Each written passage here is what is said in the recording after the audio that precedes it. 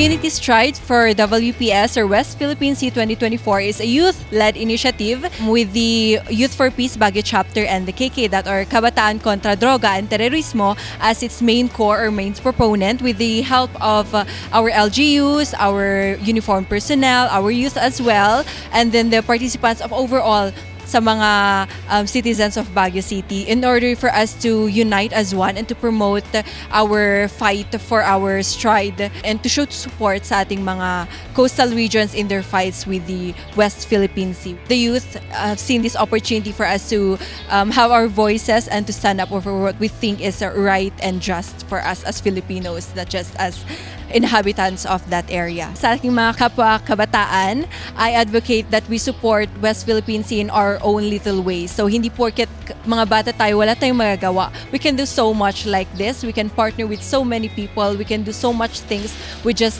our simple actions. So please do not be discouraged into thinking that we can't do anything for our nation.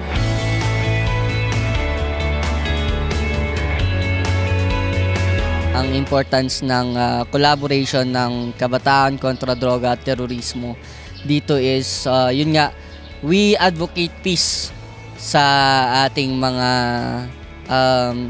kasama na kabataan na sumasama sa terorismo, sa mga ganyan.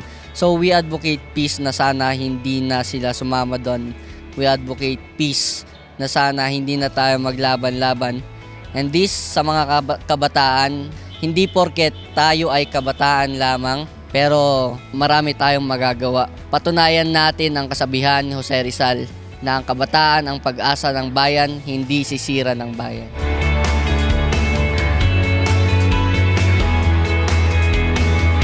So what is the symbolism of all these events na ginawa natin 3 weeks ago, 4 weeks ago at today?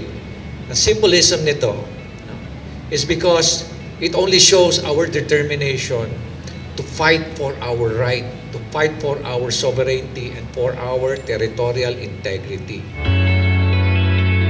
Tumali kami dito sa Unity Walk na to for one cause, para ipaglaban natin yung karapatan natin, which is the West Philippine Sea. We can raise awareness of this ongoing issue. And kahit na tayo ay nasa mountainous area, may pakialam tayo sa karagatan.